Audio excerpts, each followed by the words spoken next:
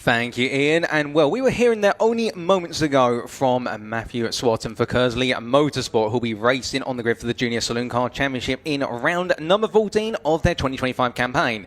This is your grid then. And well, carrying on from where he left off, he'll be looking to try and make it 3 wins out of 3 this weekend. Oliver Kerr, who is your triple pole sitter for today. And of course, that means he is your pole sitter for this race. Now, how do they set the grid? They set it based on the first fastest lap time in race number 1 of the weekend. That was yesterday. Today, in this race number 2 of their weekend, it's the second fastest qualifying time. And in the third race, which we'll see this evening, it is their third fastest time. With that in mind, Oliver Kerr has dominated qualifying, but will he dominate all 3 races? Because he'll have Wilf Butler for company alongside him. And Butler, credit where it's due, put on an absolutely brilliant charge to try and fight for third yesterday. And he got that third place, but he fell early on in the race and had to make up for lost time. John Silverdore, he sits in third then. And the man who finished second yesterday, well, he'll be looking to try and move his way onto the very top step, if not the second step of the podium. Max Scharfegger, do not count him out. He put on an absolutely fantastic performance as of yesterday in race number 1. And something tells me that right now the rookie and independent driver may be looking to do so again. Ollie Smith begins this one in 5th place, and from him we then have Lewis Stannard, who starts in 6th. On row number 4 you have Martin Wright, and he's in the company of Leon Holly. And we'll keep in mind that Leon Holly ends up battling for most of the race yesterday with Matthew Swatton, who sits right behind Leon. However, between the two of them, you have Joe Wood, who starts in 9th place, and we'll be very happy to tell you that Joe Wood, many of you may remember, we had that rather interesting moment where our drivers went to the grid. Joe Wood's car had to be removed from the grid because of a collapsed ball joint on the front left suspension. It did considerable damage, and of course it meant the steering wheel was pointed at an angle before they could go racing, and Wood's car could not go at all. Thankfully, it was a bit of a freak issue. It has been resolved. I spoke to the engineers this morning, so we've got Wood on the grid, and then we do have Matthew Swatton completing that top 10. Outside the top 10, I believe we may have a couple more drivers out there. Indeed, we do.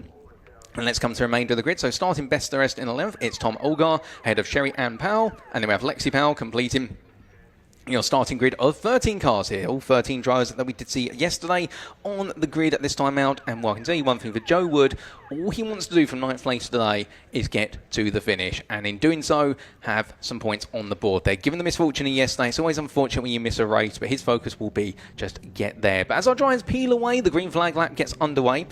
Something a little bit interesting, perhaps, for those of you who have been following racing series and live broadcasts on the British Automobile Racing Club YouTube channel over the last couple of years.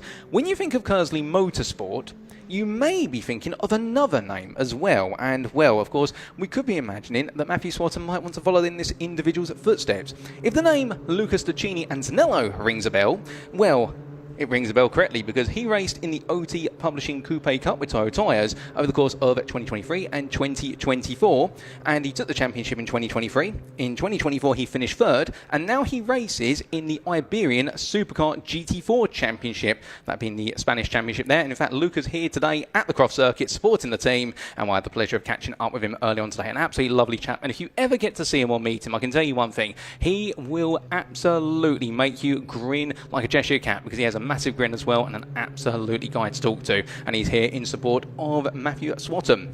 But as all the drivers make the way on around then, what was the story in yesterday's race? We kind of mentioned it only moments ago.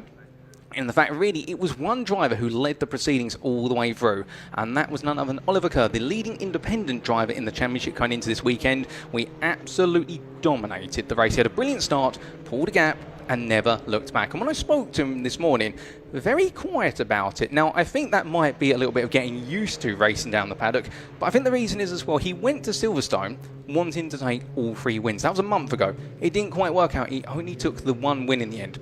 Here today, he wants to make amends for that, and he wants to try and deliver 3 wins out of 3. The battle further back, well, Josh Silverdore in the end finished 2nd, and really it was a 2nd place that was the best of the rest. Nobody could quite keep up with our winner of Kerr, and in the fight for 3rd, it was absolute pandemonium, because for a long time, we thought it actually could have been Max Scharfegger who was going to take it. However, in the end, towards the end of the race, we did see Wolf Butler already come charging through the ranks after a slow start, and he made his way into 3rd right towards the close. So therefore, it's all to look out for, it's all to play for here. And also keep your eyes out for some of the secondary actors in this race, including the Powell family, Sherry Ann Powell and also Lexi Powell. They are always good to watch towards the further back of the field, and also batting towards the bottom end of the top 10. We'll remember the battle between Leon Holly and also Matthew Swatton, and we could expect more from them in their 2nd race of this weekend as they peel their way onto the grid, and very shortly we will see the lights go on.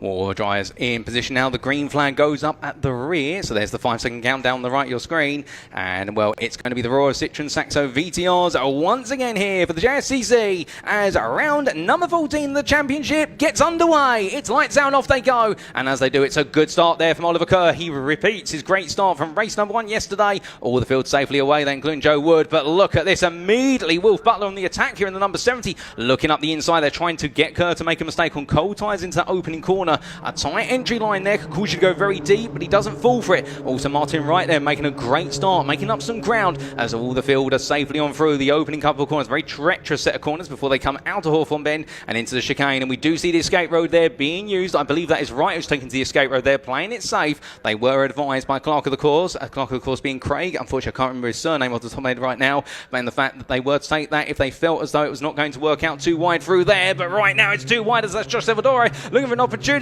but can't quite find it. And well, from there, Holly up the inside. All right, as they were all the way out. It's absolutely brilliant racing between all of them at the moment, and Leon Holly is now starting to make some progress. Watch out for the grey machine of Leon Holly. Something tells me they could be a bit of a dark horse in this race because they are very gradually moving forward. And well, just behind them, look at Joe Wood as well, right on the back of both Holly and Wright, getting absolutely stuck in there. So Wood right now, well, whatever he's been told going into this race in terms of just take it easy and keep the car alive, I think right now he said, yes, and also add on to that, I want to have some fun racing.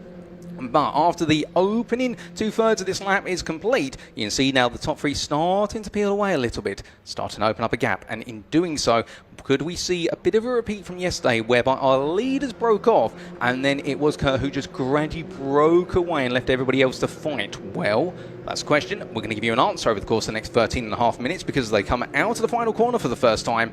It's Oliver Kerr leading, but he's not quite as clear as he was yesterday, and perhaps some work has gone in the number 70 garage of Wolf Butler in order to be able to see what they can do to get a bit more out the car. Now remember, for many of these drivers, this is their first time racing this Croft circuit, so therefore they won't necessarily have all the knowledge in race number 1, but they will have plenty more knowledge of how the circuit behaves in race number 2 in much drier and warmer conditions today. It was dry yesterday, but it was a little bit temperamental with temperature. We had a lot of cloud, whereas today we've had a lot of sunlight. We've still got some cloud out there in the North Yorkshire countryside, but it does seem as though the circuit right now is being more rewarding in the lap time and the confidence it's giving to our drivers. And you can see that right now because Butler is absolutely glued to the back of Kerr. Under braking they go then into Tower Bend. Butler thinks about it, he can't quite go for it, and well, so would I just watch him further back. That's Wood. He's trying to make a move here on Holly. He's not going to be able to get it though. He's going to have to go defensive instead because he has got a bit of company with him, as we see Sherry Ann Powell there in the number 42 also pushing onwards here and trying to give chase, but Overdrive's here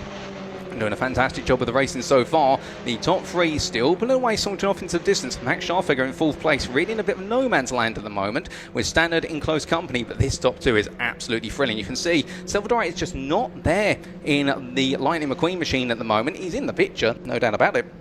And he'll be hoping these two fight each other to bring themselves back to him, but Salvador just does not seem to have the pace at this point. The other side could be he might be doing a bit of tyre saving at the moment. We have got a warmer track temperature, and therefore those front tyres, they will take wear more aggressively. These cars being front engine, front wheel drive, the front tyres do all the turning work, they do all the power deployment as well. The rear tyres do a lot less by comparison, and therefore that could be on the mind. A bit of tyre preservation could see the lap times slower at first compared to the rivals, but they will come faster towards the end of the race. Well, the top 3 have left our camera for a brief moment, and in fact we've now got the battle for 4th here. Scharfegger still holds on to it in the grey and yellow machine, but you do see behind Standard in close proximity, and the number 19 driver here trying to breathe down the neck of the rivals. You can see them dance their way into Clevo corner, that lovely camera angle that really gives you a sense of the speed they're carrying on through there. And we'll keep in mind that right now they're not too far off the pace that you do see for the Miltech Civic Cup. We'll see more of that later today, of course. But through the chicane, and as they come out of it, well, right now, for Scharfegger, he'll be looking to try and return to the podium if he can. And he was saying to me that he was happy with the 4th place that he picked up yesterday, but he always wants a little bit more. I mean, who doesn't? He'd love to be back on the podium, because over the course of this season so far, for Max Scharfegger, he has had only 1 podium. He'd like to make it 2. I mean, ideally, he'd like to win, but if he can make sure he finishes in the top 5 consistently and then pick up some podiums, it'll be great forward progression as this season goes on. Into the woodland they go, and as they do, well, we briefly see there now the top 2 have definitely pulled away from Salvador. Salvador, meanwhile, is about 2 seconds clear of Scharfegger and Standard. He's in a bit of a lonely place, however, can imagine that he will look to try and pick up the pace. We said it before and we'll say it again later on in the race, as that was a big dip wide there. That was Wolf Butler taking an excursion, and look at that. That is Smith now starting to close up a little bit there in 6th place, getting a little bit faster and breaking away from Holly and Wood. So it does seem as though right now it's all to play for inside that top 6. We've just got to wait and see if any battles really erupt here in the final 10 minutes. It's going to be a big question as Smith here dancing his way on through and coming in towards the hairpin. And the thing about Smith right now is the fact he's having quite a subdued race. And well, yesterday, in terms of what Smith was able to achieve, and I do apologise because I referred to Ollie Smith as Martin Wright earlier along. Martin Wright's not here this week. Well, in fact, he is here, but he's all the way down in 13th place as he's listed, but I don't think he's actually made it to the grid. So I apologise there for confusing two drivers, if some of you have been eager-eyed and noticed that. But in terms of Smith, well, after the race yesterday, well, we did have Ollie Smith for 5th place. 6th place today won't be too far away from what he's been able to achieve, but I think he'd like a little bit more. And right now, there are two leaders. For what I was glossing over Smith down in 6th, well, these two leaders continue to push each other onwards. It does seem as though, for as much as Wolf Butler can stay close to Ollie Kerr, can he find a way to get alongside? We did try it earlier on, but Oliver Kerr right now feeling very comfortable. Josh Salvadori, we can see him there absolutely tugging at the steel wheels. He chucks the car into Tower Bend. It's going to be a very frustrating place for Josh Salvadori, but he's got to think to himself, the championship pit, I can't think, okay, I'm too far away. Instead, what I've got to think about is, look, a third is guaranteed at this point, so long as the car doesn't give way to me or I don't make any mistakes.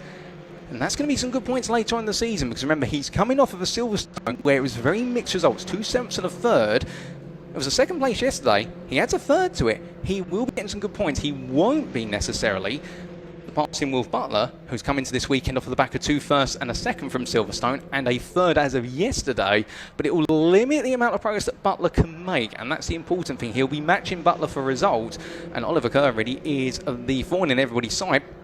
And that's not to be rude about him, because the leading independent driver in the championship, as well as out on circuit, we just turned up here today and right now seems to be the consummate master of Croft circuit. And if he can pull this off, well, it'll be absolutely fantastic. But 8 minutes left on the clock, and as we go deeper and deeper in, we'll now start to see whether time management becomes an even bigger factor between our drivers, because we can see there, Scharfinger versus Standard, no change in the gap between them, but what is telling is that they are losing at the top 3 more and more. Their early pace was suggestive they could maintain it, but look in the rear picture and you'll notice that is Smith. He's now getting closer as here comes Standard. He's starting to get a bit more confident in the car, taking a lot more speed through Hawthorne Bend, and as they come through the chicane, well, these Citroens, they're not aerodynamic as such, but the thing is, when you've got a big box in front of you, punching a hole in the air, your box will move a lot faster behind, if we want to put it down in layman's terms. And as they make the way towards Tower Bend, he's too far back there, and I wonder where Standard potentially missed a gear or slightly hit the rev limiter there coming through the chicane, because he was very close on corner exit, and in the end lost a lot of time. Runs a bit deep there, trying to make up for lost time. That's a thing as well that you've got to be careful about here, because remember, Croft doesn't really have any runoff areas. You've got the exit curbs, and then you've got a trip into the woodland, but through they come, and as they do, no change for now, but Smith definitely getting closer and closer by the second. Further back, that's a good little ding-dong battle. That is Swatton versus Wood. Joe Wood had made his way past about 3 laps ago, so Wood is on the move here into 8th place. Can he go even further here in the very definitive orange and black machine? Well, Leon Holly will be looking behind and thinking, I don't want you getting any closer, but I think Wood right now is going to say, you do not have a choice, because I need you to pull me away from Swatton. But Swatton's also there, and then we do have a sizable 7.5 second gap to Sherry and Powell down in 10th, who's got Tom Algar right on the back of her. But and coming from our drivers further down the order, back to the 4th place battle, well, if we wanted the question of is it going to be a three-way fight, there's the confirmation it is. But again, the exit speed of the hairpin, that's interesting. Scharfinger and Standard both very quick on the draw exit in the corner. Smith really struggling. Now, I wonder whether Smith just doesn't quite feel happy with the rotation in his car by comparison, because these are spec cars. It's a single-make series. They are tightly controlled, but you can make tweaks to the setup of the car, and perhaps Smith there has exchanged the setup for the low-speed corners versus the more medium-speed corners to feel a bit more confident in the car.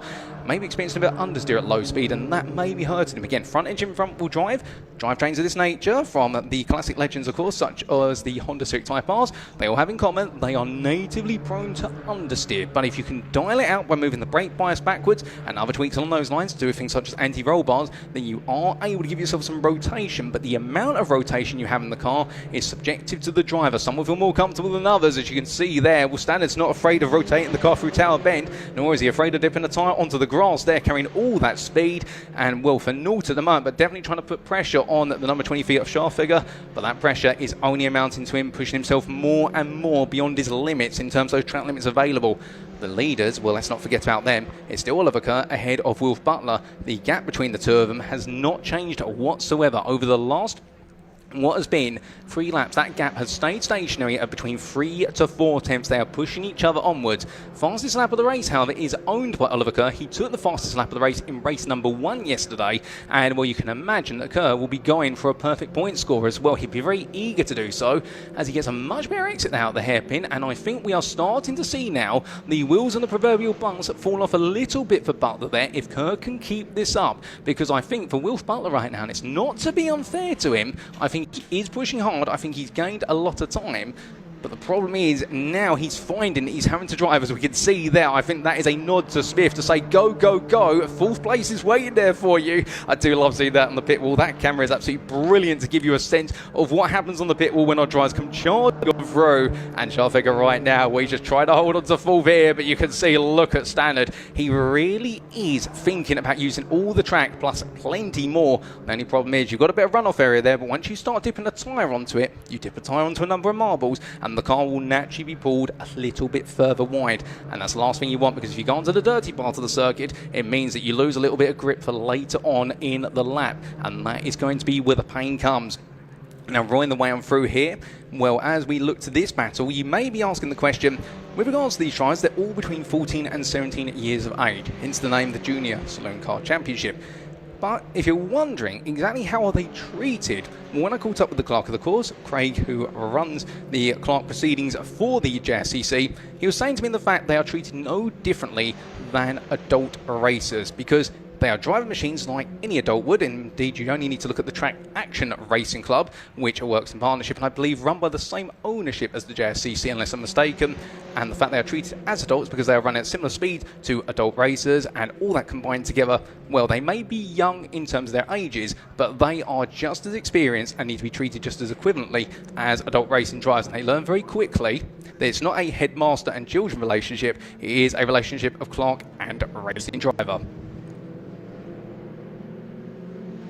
As they make the way on out there, we come from the thought of clerk of the course to right now the battle on the course. Well, that's Leon Holly with Joe Wood right behind him. Wood, well, he's managed to find his way onto the back of Leon Holly, but what is going to happen? 2 more laps remaining as they roar their way on down. And as they do, well, it's a distant view there to Smith from the pit wall, but that battle for 7th place is definitely not a too big distance away. Speaking of the battle that Smith was trying to get involved in, well, we don't have Smith close anymore. Scharfegger versus Standard is the battle for 4th once again. Smith has fallen away from that. In fact, fallen away drastically from it. Dropped all the way back, 1.6 seconds. I wonder if there's been a small mistake from Smith, and we haven't quite seen it on camera. Let's see if we can find out what the sector times have been for Smith. And in fact, I believe for Smith on that previous lap, yes, he had an absolutely abysmal lap. He was 6 tenths slower than the 2 in front of him, and well, I believe that mistake coming in sector 3, and as a result causing that gap to open up a plenty. There is Josh Salvador in 3rd place, a very lonely 3rd place. And not really got any company at the moment, but he'll be very happy with the fact he has got a comfortable 5.5 second gap to Scharfegger, and he's not being pulled into that battle, so he can look after the car. He can also look after the tyres a little bit, because they normally do all 3 races over the weekend on a single set of tyres, and we're in a bit more tyre life for the final race of the day. That could be highly beneficial, depending on what his strategy will be in race number 3 of this Croft weekend. But they head towards the final lap very soon, and as they do, well, we come all the way back to the front of the field, and this is Kerr versus Butler. Look at that gap. It is not changing. Butler on the previous lap went onto it 9 tenths behind, but Butler has saved everything up then for one big crescendo. Here we go, ladies and gentlemen, as they roar the way down the start finish straight. 1 minute left on the clock. It'll be one more tour across circuit in round number 8, and round number 14 of their championship, and Kerr versus Butler comes into our centre of view, but through Clevo they go, and as they do, no change at the moment. They both nip the apex curve. Oliver Kerr right now just keeps it cool, keeps it composed, and the Simpson-sponsored machine, he knows all he's got to do is make himself wide enough at the points that matter, but that is going to be a very tantalising opportunity for Butler to put himself alongside, but he's not going to find it there as they head up towards Tower Bend, and Butler right now has got to think to himself, what do I need to do? Because Kerr almost went a bit too wide for Hawthorne, but just about kept it within the limits in terms of being able to defend. As we can see, Butler there goes all in under braking. Kerr sees it coming there. It's a small tap between the two of them. The front bumper there, you can see where it's to press down the front of Wilf Butler's car, give him the contact, but it didn't quite work. Butler trying to go for a bit of a touring car style send there in order to get Kerr to go deep. But Kerr saw it coming and said, well, it's going to go one of two ways. If you don't make that braking zone, we're both going to end up off the circuit. Alternatively, I'm going to hold the line, and Oliver Kerr not being perturbed. In towards Sonny he goes, and you can see the body language now and the gap that's opened up. Butler has fallen back as a result of that contact, so therefore Oliver Kerr at this point now knows he's already got 3 more major corners to go before he does complete this race and make it 2 from 2 and what could be a perfect score. He does own that fastest lap still. The pace has fallen away from these two to the point they won't be able to recreate that fastest lap as far as we're aware. Into the complex they come. All Kerr needs to do is keep it nice and tight to his apex. He does one. He does two. Butler's there, but nowhere near close enough, and he's too far back surely to go for a send into the hairpin. And for Oliver Kerr here, all he's got to do is now the traction exit, and if he does so, well, this could be a checker flag that comes his way, where it's a run to the line then. And for Oliver Kerr, he already balls over to the side. He knows what he's done here, and he's going to make it 2 from 2 here at Croft Circuit as Oliver Kerr takes victory over on in the Independents ahead of Wilf Butler, the championship leader, and Josh Salvadore finishes in 3rd place there. A lovely race between the trio, and you can see that Oliver Kerr absolutely ecstatic. Max Scharfegger holds into 4th ahead of Lewis Stannard, and it's going to be Smith in 6th. But what about Holly versus Wood? When the end, Leon Holly will hold on to 7th place with Joe Wood just finishing behind, and then it'll be Swatton who completes your top 9. And we do have a sizable gap there to Sherry Ann Powell, who has a bit of a rallycross excursion there coming out the final corner. But I believe Sherry Ann Powell is going to hold on to 10th place just about versus Tom Algar as they finish their race together. And then we will have a further 28.5 seconds before we do see our last finisher, and that is going to be Lexi Powell. Well, it looks as though Lexi may have had a bit of a slower race compared to our rivals, but still give her credit where it's due.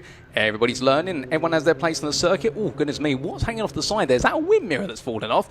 Well, I think that might be a little bit of a bump with one of the tyre barriers there, but you've got to learn from all these things, and the Triple Free driver will surely take that data from the race and speak to the team. Runs very wide as well, they're coming out the hairpin, and I get the feeling that right now this Croft circuit still wants to be conquered by Lexi Powell, but still every race and every lap turned is plenty more knowledge as we do see our last finish for the race. Take the checkered flag.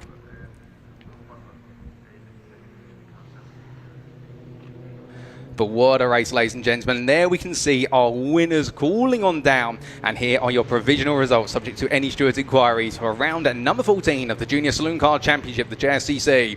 And we can see Oliver Kerr carries on his campaign to make it 3 from 3 here at the Croft Circuit, with 2 wins out of 2 after 9 laps of racing. Wolf Butler kept him honest, but the challenge was, could he keep Kerr under pressure all the way through? Butler tried to. He tried to look for moves, particularly on Tower Bend on the final lap, but it didn't quite play out. But he will take second, and that's an important result to move on from his 3rd of yesterday. Josh Salvadore, it's reverse positions with Wilf Butler. Butler finished in 3rd yesterday, and now it'll be Josh Salvadore to finish 3rd after finishing 2nd yesterday. So that, therefore, the top 3 are really as they were, but Oliver Kerr, the one remaining constant at the top of the podium. Max Scharfegger makes it 2 full places back-to-back. He'll be happy with that after the furious charge of Lewis Stannard, who finished 5th. Ollie Smith in 6th there, ahead of Leon Holly. And Leon Holly doing a fantastic job to hold off the charge of Joe Wood. And let's give a special mention there to Joe Wood. What a drive from the number 7 driver after the disappointment of having to retire the car on the grid yesterday, to come back and go absolutely battling with Leon Holly and Matthew Swatton. Well, Joe was able to take one of them on because Swatton finished behind him, and then Sherry Ann Powell finished in 10th place there. Only 2 attempts between Ann Powell and Tom Olcar, and then it was Lexi Powell who rounded off your finishing order. Unfortunately, not participating in the race, Martin Wright there, but hopefully we'll see him in race number 3 later on today.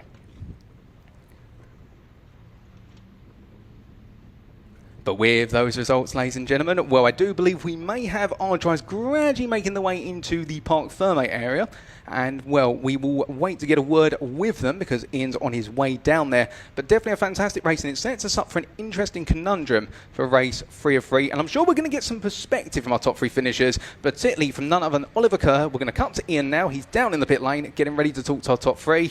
And let's hear what they've got to say after a brilliant race this afternoon. It's a third win of the season. Oliver Kerr is absolutely flying around Croft here. We'll just let him get out for a second. We'll grab a quick word of him indeed. My word, a winner yesterday and a winner right now as well. Let's go have a quick chat with him. Oliver Kerr, wow, 2 for 2. What is it about this place that's so special for you? I don't really know, if I'll be honest. I quite like the fast flowingness of this track. Well, it shows. But I kind of thought it's not as easy as our first win here. But obviously it's nice to see us take another win. But Wilf kind of kept it clean, which was quite nice. You're really showing your credentials now in this season, aren't you?